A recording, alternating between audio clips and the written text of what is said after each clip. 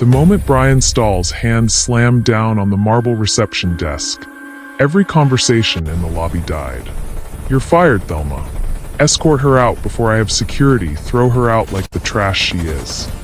His voice echoed through the gleaming atrium of Stahl Plaza, each word landing like a public execution. Thelma Fortin, yellow gloves still dripping with cleaning solution, braided hair pulled back tight, stood frozen, not from fear, but from the crushing weight of desperation. That paycheck wasn't just money. It was her brother's last appeal hearing, his only chance at freedom from a prison cell he never deserved. She opened her mouth to beg, to negotiate, to do anything to keep this degrading job that paid for his lawyer. Then the windows rattled.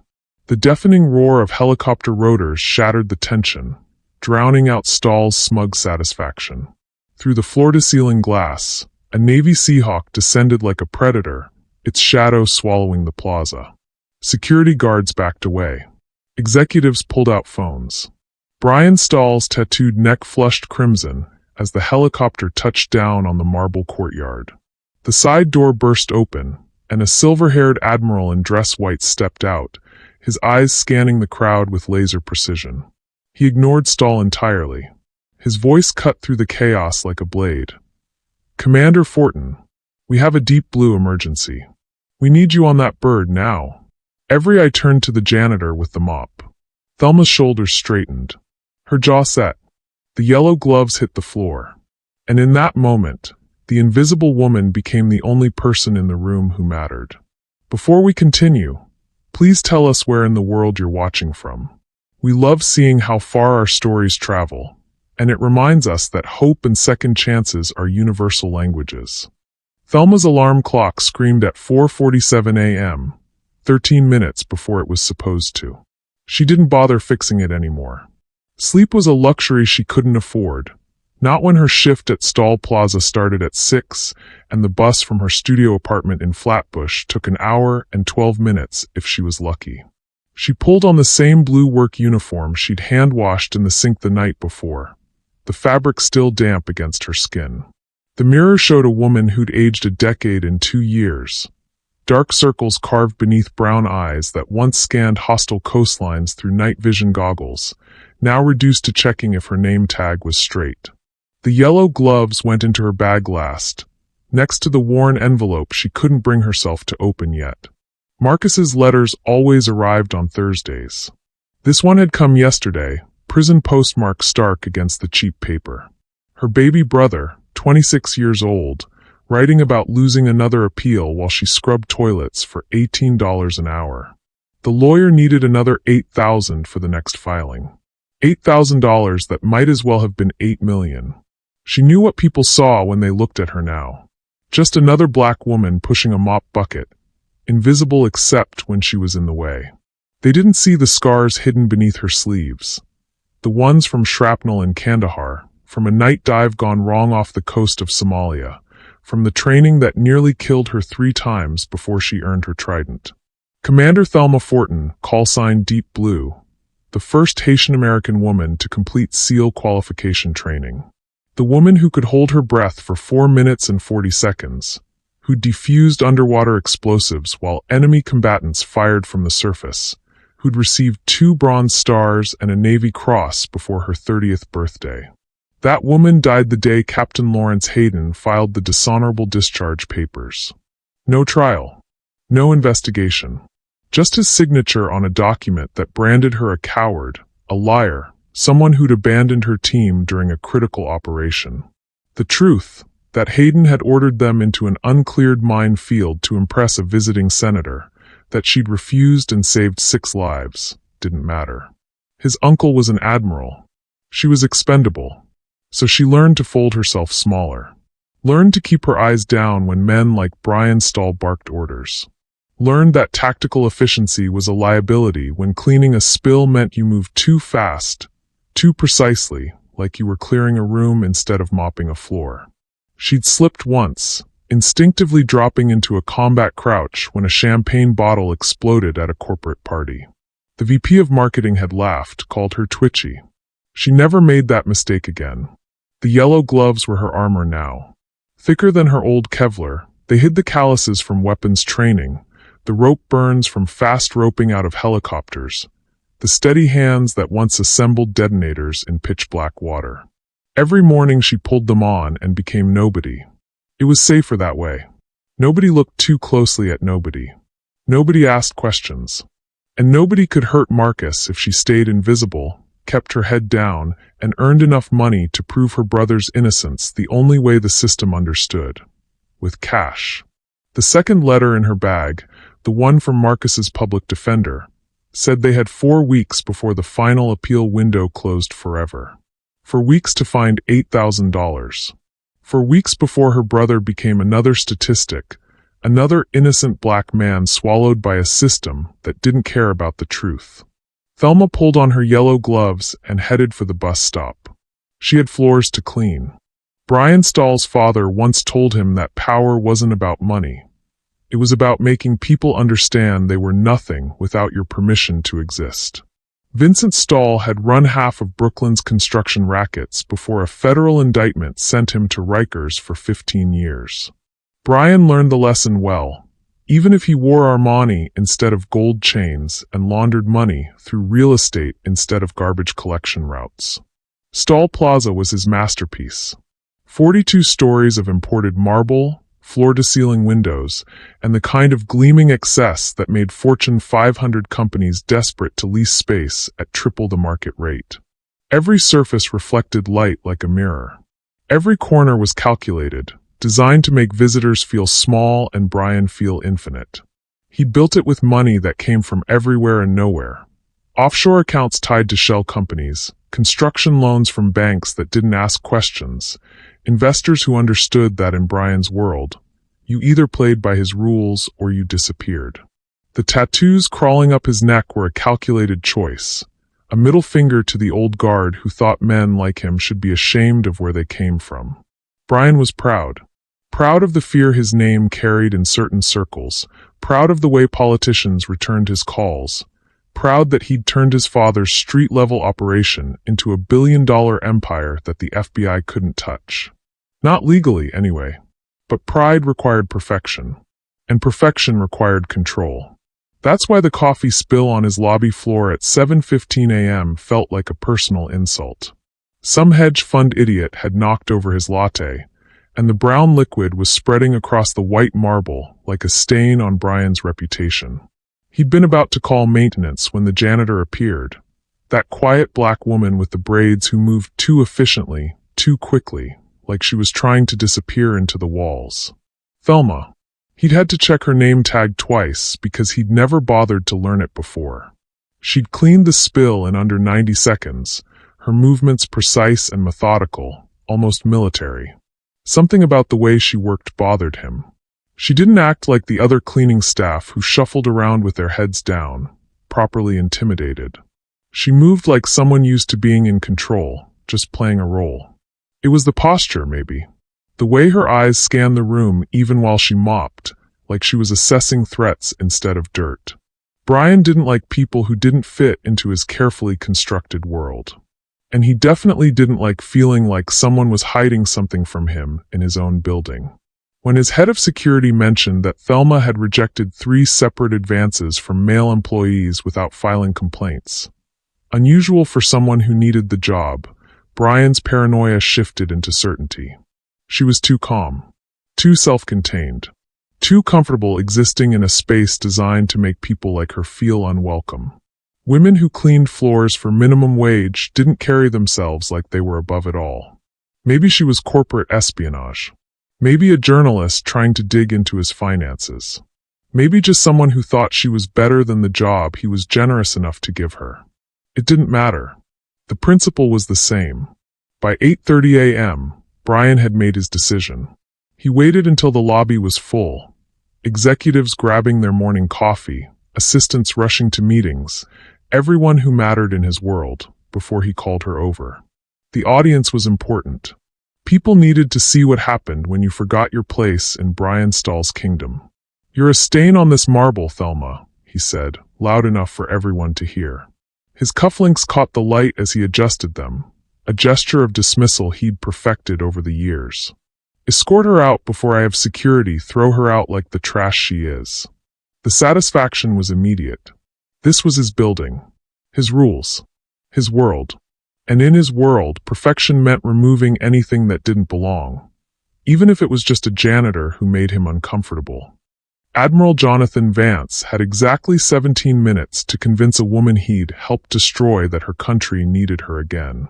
The Seahawks' rotors were still spinning down when he stepped into the chaos of Stahl Plaza's lobby, his dress whites pristine against the marble and glass opulence. Security guards stammered questions he didn't acknowledge.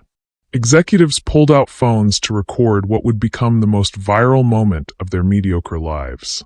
And in the center of it all stood Thelma Fortin, yellow gloves discarded at her feet, her expression unreadable.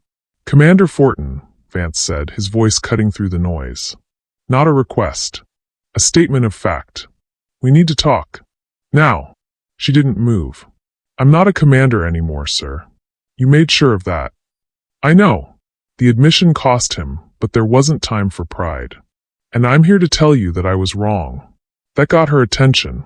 Vance gestured toward the helicopter, and after a moment that felt like an eternity, Thelma followed him out. The moment the door sealed behind them, he pulled out a tablet and swiped to a satellite image of dark water off the coast of New Jersey. 48 hours ago, a cargo freighter called the Petrovolkov sank in 340 feet of water, 12 nautical miles outside New York Harbor. He zoomed in on the wreckage. "We thought it was engine failure. Coast Guard sent a survey team. What they found was a timer, industrial grade, waterproofed, counting down. We sent in our best dive team to investigate." And Thelma's voice was flat, professional. The voice of Deep Blue, not the janitor. They couldn't get past the cargo hold. The ship's deliberately positioned in a narrow trench, surrounded by debris from other wrecks. Zero visibility, strong currents, and the whole structure is unstable. Our divers said it's like navigating a minefield in a hurricane. Vance pulled up another image. Thermal scans showing something glowing inside the wreckage. "We finally got a remote probe inside. The cargo manifest said machine parts. What's actually in there is a radiological dispersal device. A dirty bomb." Thelma's jaw tightened, but she said nothing. "If that device detonates, prevailing currents will carry radioactive material directly into New York Harbor. We're talking contamination of the water supply for 8 million people. Economic devastation. Panic." Vance met her eyes. "But here's what makes this worse. The Petrovolkov isn't just any wreck. It's positioned directly on top of the SS Sentinel." He watched recognition flash across her face. The Sentinel had been her first mission as a SEAL, a Cold War-era munitions transport that went down in 1987 carrying experimental ordnance. The Navy had classified it, buried it, pretended it didn't exist. But Thelma had mapped every inch of that wreck during a covert operation in 2019. She'd navigated corridors so narrow she'd had to remove her tank, memorized a three-dimensional maze in pitch-black water, where one wrong turn meant getting trapped in collapsing metal. "You're the only person alive who knows the interior layout of the Sentinel," Vance said quietly. "And that wreck is the only safe approach vector to reach the Volkov without triggering a collapse. Our divers tried going around it. 2 are in decompression chambers right now, and we lost contact with a third." "How long?" Thelma asked. 23 hours until the timer reaches 0. The device is hardened against remote detonation signals, so we can't disarm it electronically. Someone has to go down there, navigate through the Sentinel, enter the Volkov, and manually disarm it. Vance paused. "Someone with your skill set, your knowledge, your clearance level for the ordnance protocols." Thelma stared at the wreckage on the screen, at the maze only she could navigate. "You discharged me, Admiral. You stood there in that hearing room and did nothing while Hayden destroyed my career. I know. My brother is in prison because I couldn't afford a decent lawyer after you took everything from me." "I know," Vance said again. "And if you do this, if you save those 8 million lives, I'll personally ensure your brother's case gets a full review. I'll restore your rank, clear your record, and make sure Captain Hayden answers for what he did." He held out a flight suit. But right now, Commander, I need you to be deep blue one more time.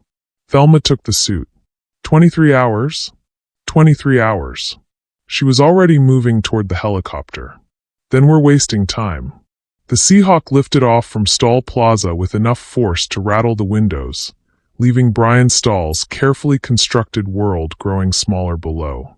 Thelma strapped herself into the jump seat, the familiar weight of the harness feeling like coming home and walking into a trap at the same time. Admiral Vance sat across from her, his aide frantically typing on a laptop, and 2 SEAL team members she didn't recognize checking gear in the cargo bay. "We'll brief you fully at the command center," Vance said over the headset. "We've got the best dive team standing by, full support." "No." Thelma's voice cut through the rotor noise like a blade.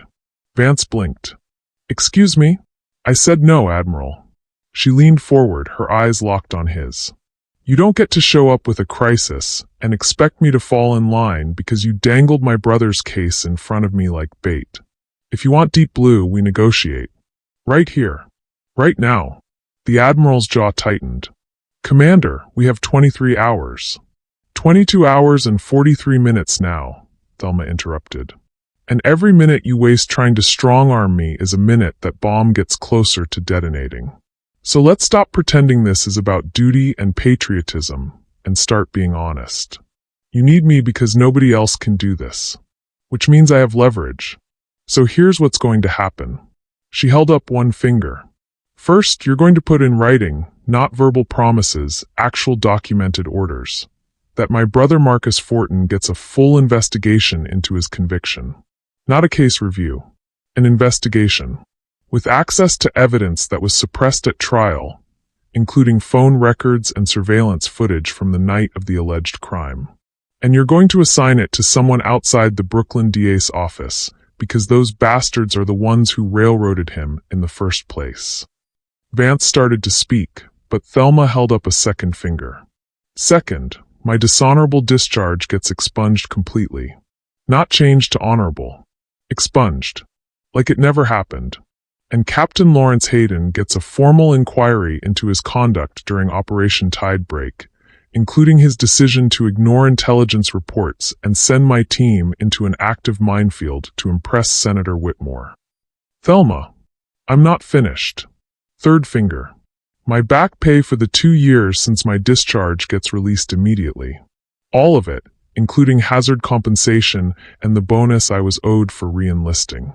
That's $63,000. I want it transferred to Marcus's defense fund before I set foot on that dive boat."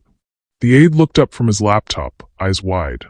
Vance's expression had gone from frustrated to something closer to respect, though he was trying hard not to show it. "And finally," Thelma said, her voice dropping lower, more dangerous, "if I do this, if I go down into that nightmare and disarm your bomb, I want immunity. Complete immunity. Because if I find out that this device, this wreck, this whole situation has anything to do with black budget operations or classified programs that put American civilians at risk, I'm going to expose it. And I'm not going to prison for whistleblowing on whatever mess the Navy created this time." Silence filled the helicopter except for the rhythmic thump of the rotors.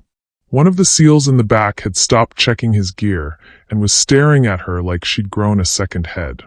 Nobody talked to admirals like that. Nobody made demands when 8 million lives were on the line. But Thelma had learned something in 2 years of scrubbing floors and eating ramen, so she could afford her brother's commissary account. She'd learned that sometimes the only power you have is the power to say no. And right now, the United States Navy needed her more than she needed them. Admiral Vance studied her for a long moment, his face unreadable. Then he reached over and took the laptop from his aide. "Get me JAG on secure comms," he said quietly. "Tell them I need legal documents drawn up for Commander Fortin's terms. All of them." He looked back at Thelma. "You'll have everything in writing before we reach the dive site. And my brother's money? I'll authorize the transfer personally." Vance's expression softened slightly. "For what it's worth, Thelma, I should have fought harder for you 2 years ago. I didn't. That's on me." "Yes, sir," Thelma said. "It is." She leaned back in her seat and closed her eyes, letting the helicopter carry her toward dark water and darker memories. In 22 hours, she'd either be a hero again or she'd be dead. But at least this time, she'd made damn sure her brother would be free either way. The Atlantic Ocean was the color of gunmetal under storm clouds, waves chopping against the hull of the USS Tempest with rhythmic violence. Thelma stood on the dive platform in a wet suit that fit like it had been waiting for her, watching the support crew prepare equipment she'd once worn like a second skin. The rebreather, the full-face mask with integrated comms, the dive computer strapped to her wrist showing depth, time, and decompression stops that could kill her if she miscalculated by even 30 seconds. "Commander, we can send a team with you," Lieutenant Chen said, his face young and earnest beneath his dive hood. "You don't have to do this solo." Thelma checked her regulator one last time, muscle memory taking over. The Sentinel's corridors are barely wide enough for one person. 2 divers means twice the chance of snagging equipment, kicking up silt, or triggering a collapse. "I go alone." She didn't mention the other reason. If something went wrong down there, if the wreckage shifted, if the bomb detonated early, if the darkness swallowed her whole, she wasn't taking anyone else with her into that grave. Admiral Vance's voice crackled through the deck speakers. "Deep Blue, you're clear for descent. Current mission time, 21 hours, 14 minutes. Godspeed, Commander." Thelma didn't respond. She bit down on her regulator, secured her mask, and rolled backward off the platform into water, so cold it felt like knives against her skin, even through the wet suit. The surface world disappeared in a cascade of bubbles, replaced by the muffled silence of the deep. She exhaled slowly, equalizing the pressure in her ears, and began her descent into the blue-black void. 50 feet. The light from the surface faded to a memory. 100 feet. Her headlamp cut a narrow beam through water thick with particles, illuminating nothing but more darkness. 150 feet. The pressure squeezed her chest, her joints, reminding her that humans weren't meant to exist in this realm. 200 feet. The cold seeped deeper, making her fingers stiff inside her gloves. At 320 feet, the Sentinel materialized like a ghost. Rusted metal twisted into shapes that defied geometry, the ship's skeleton picked clean by decades of salt water and time. Thelma's breathing stayed controlled, mechanical, each inhale and exhale measured. She dived this wreck in 2019, but memory and reality were different animals. The corridors looked narrower, the debris more treacherous, the whole structure groaning under the weight of the Petra Volkov sitting directly on top of it. She consulted the mental map she'd drawn 6 years ago, comparing it to the sonar readout on her wrist display. The cargo hold entrance was 30 meters ahead, through what used to be the crew quarters. She kicked forward, her fins stirring up clouds of silt that turned the water into a brown fog. Zero visibility. She switched off her headlamp and navigated by touch alone, running her gloved hand along the corridor wall, counting door frames and structural supports like a blind woman reading Braille. This was why they called her Deep Blue. Not because of the ocean, but because she could function in total sensory deprivation where panic killed more divers than equipment failure ever did. She'd trained herself to slow her heartbeat, to ignore the screaming voice in her hindbrain that said she was trapped, drowning, dying. Down here, fear was just another variable to control. The corridor opened into the cargo hold. Thelma's hand found empty space where the wall should be, and she risked turning her headlamp back on. The beam illuminated a vertical shaft leading upward into the belly of the Volkov, a jagged hole torn through both wrecks where metal had punctured metal during the sinking. She checked her dive computer. Depth, 342 feet. Bottom time, 12 minutes. Decompression obligation, 43 minutes of stage descent, or her blood would literally boil. Above her, through the shaft, she could see the faint red glow of the timer. Still counting down. Still waiting to turn New York Harbor into a radiological dead zone. Thelma gripped the edges of the opening and pulled herself upward into the Volkov, entering the ship that was designed to kill millions. Her headlamp swept across cargo containers secured with chains, industrial equipment covered in barnacles, and in the center of it all, a cylindrical device the size of a car engine, wrapped in waterproof casing and connected to enough circuitry to light up a small city. The dirty bomb. And she had less than 21 hours to figure out how to disarm it before it detonated and destroyed everything. Thelma's headlamp swept across the device, cataloging details that didn't make sense. The timer was military grade. She recognized the housing for munitions training at Coronado. But the wiring looked wrong, too sophisticated for the kind of extremist groups that usually built dirty bombs in basement workshops. This was professional work. Precision engineering. The kind of thing that required classified knowledge and serious funding. She keyed her comms. Deep blue to Tempest. I've reached the device. Running preliminary assessment. Copy that, Deep Blue. Admiral Vance's voice came back distorted by 300 feet of water. What's your read? This isn't amateur hour, sir. Whoever built this had advanced technical training. She maneuvered closer, her fins barely moving to avoid disturbing the silt. The detonation mechanism is hardened against standard EOD protocols. They knew exactly what they were doing. Something caught her eye, a waterproof case secured to the bulkhead near the device, about the size of a laptop. Standard issue for mission documentation. Thelma pried it open with her dive knife, and inside found a tablet in a sealed bag. She powered it on, the screen glowing an eerie blue in the underwater darkness. The first thing she saw was a mission brief. Target, New York Harbor. Objective, economic disruption and political destabilization. Method, radiological dispersal via time detonation. And at the bottom, where the authorization signature should be, was a name that made her blood freeze even in the 40-degree water. Captain Lawrence Hayden, U.S. Navy. Her breathing quickened, the regulator suddenly feeling too tight in her mouth. She forced herself to stay calm, to keep reading. The documents detailed everything: payments to mercenary contractors through shell companies, acquisition of radioactive material from decommissioned Soviet facilities, even the deliberate sinking of the Petra Volkov positioned on top of the Sentinel to make the site nearly impossible to reach. Hayden had planned this. All of it. And he'd done it knowing that if the Navy discovered the threat, they'd have to come to her. The only person who knew the Sentinel well enough to navigate it was the woman he'd destroyed. Thelma scrolled further and found encrypted communications. Hayden coordinating with someone identified only as Asset Delta. The messages talked about cleansing and necessary sacrifices, and reshaping the American experiment. Extremist rhetoric wrapped in military jargon. The kind of talk that came from men who thought they were patriots while planning to murder millions. But it was the final message that made her hands shake inside her gloves. If Fortin somehow reaches the device, the backup contingency will eliminate her along with the target zone. She knows too much. This ends with her at the bottom of the ocean where she belongs. LH. There was a backup. Another trigger. Hayden wasn't just trying to detonate a bomb. He was trying to ensure that even if she disarmed it, she'd die anyway. This wasn't about terrorism. It was about tying up loose ends.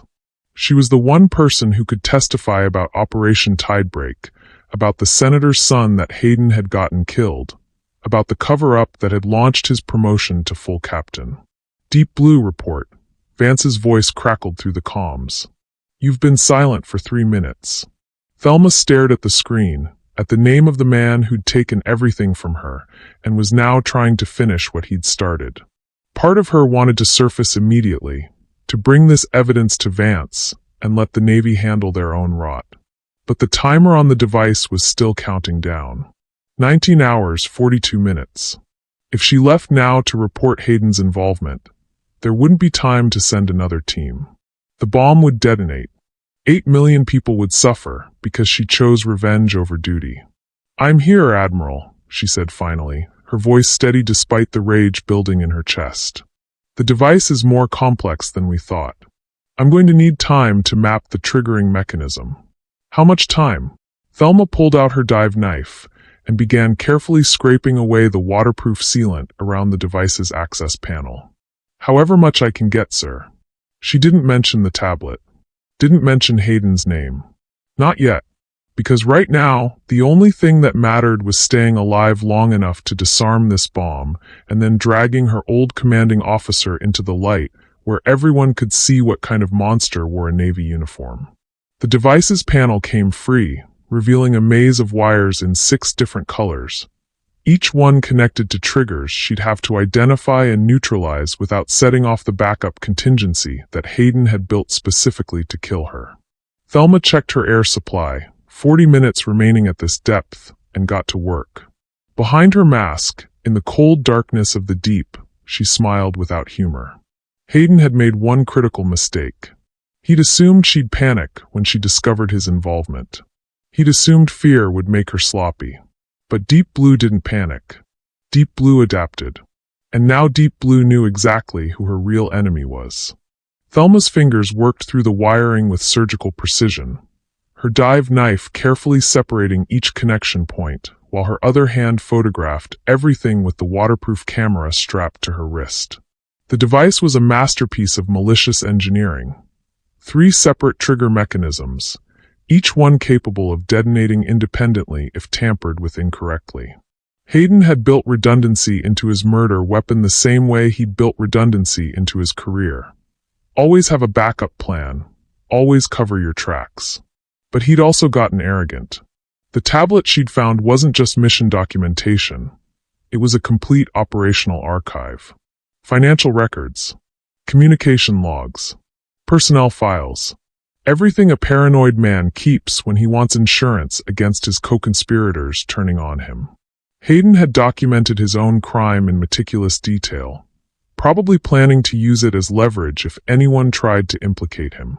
Thelma transferred the files to her dive computer's storage while her hands continued working on the device.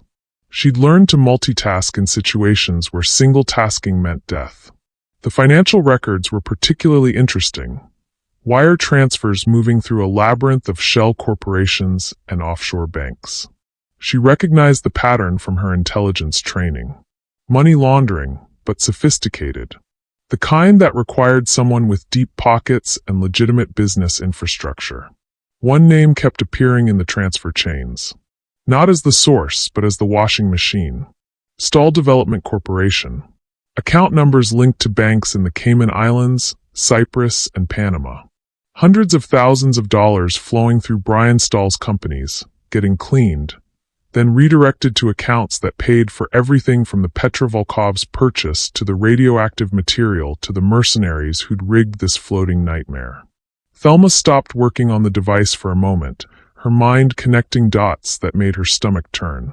Stahl Plaza, the building where she'd scrubbed floors for $18 an hour, while the man who owned it was funding domestic terrorism. The marble lobby where Brian Stahl had publicly humiliated her was built with money that flowed from the same accounts, now financing her potential death. She pulled up more files. Email correspondence between someone using the handle Asset Delta, probably Hayden, and another party identified as Crown. The messages were careful, coded, but the meaning was clear. Crown provided funding. Delta provided military expertise and access. Together they'd created a weapon designed to cripple the American economy and justify expanded surveillance powers that both men stood to profit from. One email from Crown to Delta made Thelma's blood boil. The cleaning woman problem is acceptable collateral damage. If she reaches the device, let the secondary measures handle it. Her elimination would actually be preferable. One less loose end. One more minority casualty to sell the immigrant terror narrative. Crown was talking about her. Brian Stahl, the man who'd called her a stain on his marble, who'd fired her for being too competent, too self-contained, too much of a reminder that his world was built on foundations he didn't control. He hadn't just humiliated her for his ego. He'd known who she was, or at least suspected. And when the Navy came calling, he'd realized she was a threat to his operation. Thelma checked her air gauge. 28 minutes remaining. She'd been down here longer than was safe, but she was close. The primary trigger was neutralized. 2 more to go, and one of them was the backup contingency designed specifically to kill her. Deep blue to Tempest, she said, her voice cutting through the underwater silence. I need a secure channel to Admiral Vance. Priority 1. Stand by, Deep Blue. Vance's voice came through seconds later. What's your status, Commander? I've disarmed the primary trigger, but there's something you need to know, sir. This isn't a terrorist operation. It's domestic. Captain Lawrence Hayden is running this, and he's being financed through a real estate mogul named Brian Stahl. The same Brian Stahl who owns the building where you found me this morning. Static silence. Then, are you certain? I've got financial records, communications, the entire operational paper trail. It's all here, sir. Hayden planned this attack, Stahl funded it, and they both knew the Navy would send me down here to die trying to stop it. Thelma isolated the next wire cluster, her hands steady despite the fury in her voice. They wanted to kill 8 million people and frame it on foreign terrorists while eliminating the one person who could testify about Hayden's criminal conduct.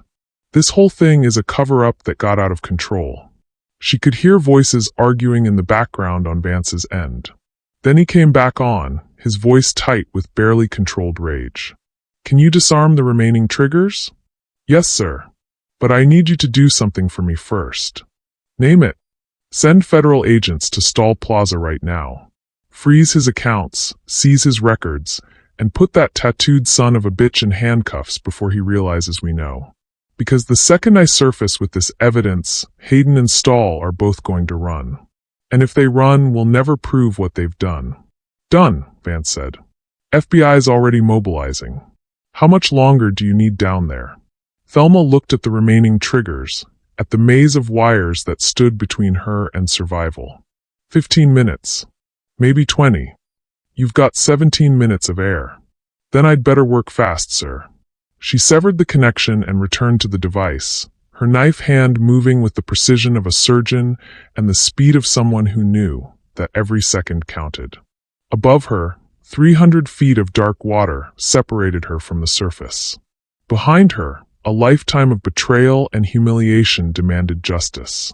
And in front of her, 2 more triggers waited to either save millions or kill them all. Deep Blue got back to work. 48 hours after Thelma had rolled backward off the dive platform into dark water, she walked through the front entrance of Stahl Plaza wearing a Navy dress uniform she'd never thought she'd wear again.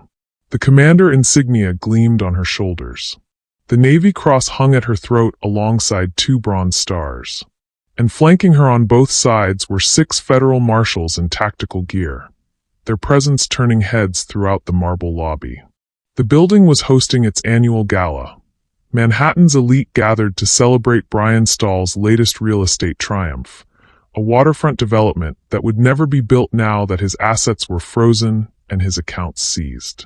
Crystal chandeliers cast prismatic light across women in designer gowns and men in $1,000 suits, all of them blissfully unaware that their host was about to be arrested for domestic terrorism. Thelma's boots echoed against the marble she'd once cleaned on her hands and knees. The same marble where Brian Stahl had called her a stain, where he'd ordered security to escort her out like trash, where she'd stood humiliated while he'd adjusted his cufflinks and smiled at his own cruelty. Security guards recognized her, the janitor who'd been fired 2 days ago, and confusion rippled through their ranks as they tried to reconcile the woman in yellow gloves with the decorated officer striding through their lobby with federal authority. One guard reached for his radio, but the lead marshal flashed his badge and the man's hand froze mid-motion. "Where is he?"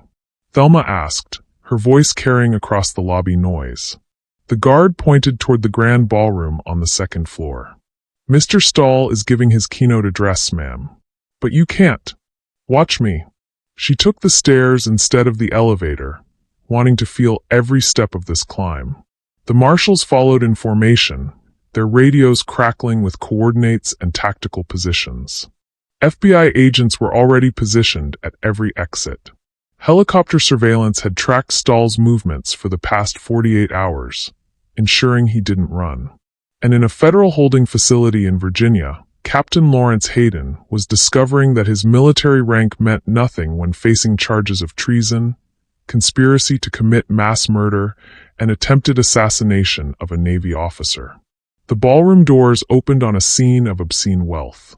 Ice sculptures shaped like skyscrapers. A seafood tower that cost more than Thelma had made in 3 months of janitorial work. And on the stage, bathed in spotlight, Brian Stahl stood at a podium, his tattooed neck visible above his collar, his voice booming through the sound system as he talked about vision, legacy, and the American dream. "This city belongs to those who have the courage to claim it," he was saying, gesturing grandly to the assembled crowd. "Those who understand that power isn't given, it's taken. That's what Stahl development represents. That's what I represent." Thelma walked down the center aisle, her boots silent on the carpet now, the marshals spreading out to cover the room's perimeter. Conversations died as people noticed the federal presence. Phones came out to record what was clearly about to become a very viral moment. Brian Stahl saw her halfway through the ballroom. His speech faltered. His hand gripped the podium edge. And for just a second, Thelma saw fear flash across his face. The recognition that the woman he'd dismissed as nothing was about to become his everything. "Brian Stahl," she said, her voice cutting through the silence without needing a microphone. "I'm Commander Thelma Fortin, United States Navy. And you're under arrest for conspiracy to commit domestic terrorism, money laundering, and providing material support to an operation that attempted to murder 8 million American citizens." The marshals moved forward as one unit. Stahl backed away from the podium, his hands raised, his voice suddenly small. "This is a mistake. You can't just. I can actually." Thelma climbed the stairs to the stage, standing now where he'd stood, looking down at him the way he'd once looked down at her. "You called me a stain on your marble, Mr. Stahl. You said I was trash. You fired me because I cleaned a spill too efficiently, because something about me made you uncomfortable. You want to know why?" She stepped closer, and he flinched. "Because you knew I was better than you. Because even in yellow gloves, even on my knees scrubbing your floors, I had more integrity in one finger than you've had in your entire criminal empire. You tried to have me killed, Brian. You funded a bomb that would have poisoned millions just to protect your secrets and your money. But here's what you didn't understand about people like me." The marshals had Stahl in handcuffs now, reading him his rights while cameras captured every second. Thelma leaned in close, her voice dropping to a whisper only he could hear. "We don't stay down." They pulled him toward the exit, his expensive shoes dragging on the carpet, his carefully constructed world collapsing in real time on social media. The gala attendees stood frozen, champagne glasses forgotten, as federal agents began interviewing witnesses and securing evidence. Thelma stood alone on the stage, looking out at the crowd of Manhattan's elite, and allowed herself one small smile. Somewhere in Brooklyn, her brother Marcus was sleeping in his own bed for the first time in 3 years, his conviction overturned, his record cleared. Somewhere in Virginia, Captain Hayden was facing life in prison. And here, in this marble palace built on blood money, justice had finally come home. She turned and walked back down the aisle, past the ice sculptures and the seafood towers, past the shocked faces and recording phones, and out into the night where Admiral Vance stood waiting with her reinstatement papers and an official apology from the Secretary of the Navy himself. "Hell of a thing, Commander," Vance said quietly. "Yes, sir," Thelma replied. "It really was." The Brooklyn Detention Center smelled like industrial cleaner and broken dreams. But Thelma barely noticed as she watched her brother Marcus walk through the release door carrying everything he owned in a clear plastic bag. He was thinner than she remembered, his face harder, but when he saw her standing there in civilian clothes, jeans and a navy hoodie, nothing fancy, his eyes filled with tears he'd probably been holding back for 3 years. "Thelma," he said, his voice breaking on her name. She crossed the distance between them in 3 strides and pulled him into a hug that made him gasp. "You're out. You're really out." "The prosecutor called it a grave miscarriage of justice," Marcus said, laughing and crying at the same time. "Said the evidence was compromised from the start. They're launching an investigation into the detectives who arrested me. I might even get a settlement." "You will," Thelma said firmly. "I've already got lawyers on it. Good ones this time." The kind that don't get paid from a janitor's salary. They drove to their mother's house in Crown Heights, where the entire Fortin family had gathered, aunts, uncles, cousins who'd maintained Marcus's innocence even when the system had branded him guilty. The house smelled like griot and pickles, the Haitian comfort food their mother made for every celebration. There was music, laughter, stories told in Creole and English, and for the first time in 2 years, Thelma felt like she could breathe without the weight of desperation crushing her chest. But late that night, after the party had wound down and Marcus had fallen asleep on the couch, Thelma sat on the front stoop with her mother, watching the Brooklyn streets settle into their nighttime rhythm. "The Admiral came to see me," her mother said in Creole, her voice soft. "He said they want you back. Full reinstatement, promotion to lieutenant commander, your choice of assignments. He said you could write your own ticket." Thelma nodded slowly. "He offered me a position at SEAL Team 7. Training command. I could help shape the next generation of operators. But I spent 2 years invisible, Mama. 2 years watching people suffer because they didn't have power, didn't have resources, didn't have someone willing to fight for them." She looked at her hands. No yellow gloves anymore, but she could still feel their phantom weight. "Marcus went to prison because we couldn't afford a decent lawyer. I cleaned toilets because no one believed I was worth more. How many others are out there right now, drowning because the system doesn't care?" Her mother was quiet for a long moment. Then she smiled, the knowing smile of a woman who'd raised her daughter to be exactly this stubborn, this principled, this unwilling to accept injustice. "So what will you do?" "I'm starting a company," Thelma said. "Deep Blue Security Solutions. Private investigation, personal protection, legal advocacy. Services for people who can't afford the fancy firms but deserve the same quality of protection. Veterans who got screwed by the system. Families fighting wrongful convictions. Whistleblowers who need someone to watch their backs. And the Navy is okay with this?" "Admiral Vance is investing," Thelma said with a slight smile. "He calls it penance. I call it a good business decision. We've already got 3 former SEALs signed on, 2 JAG lawyers who are tired of military bureaucracy, and a forensic accountant who used to work for the FBI.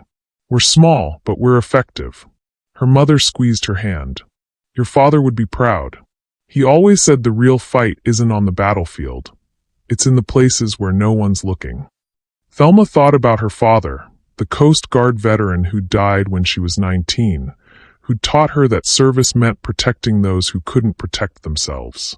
He'd understood something fundamental that the Navy had forgotten, that heroism wasn't about medals or rank.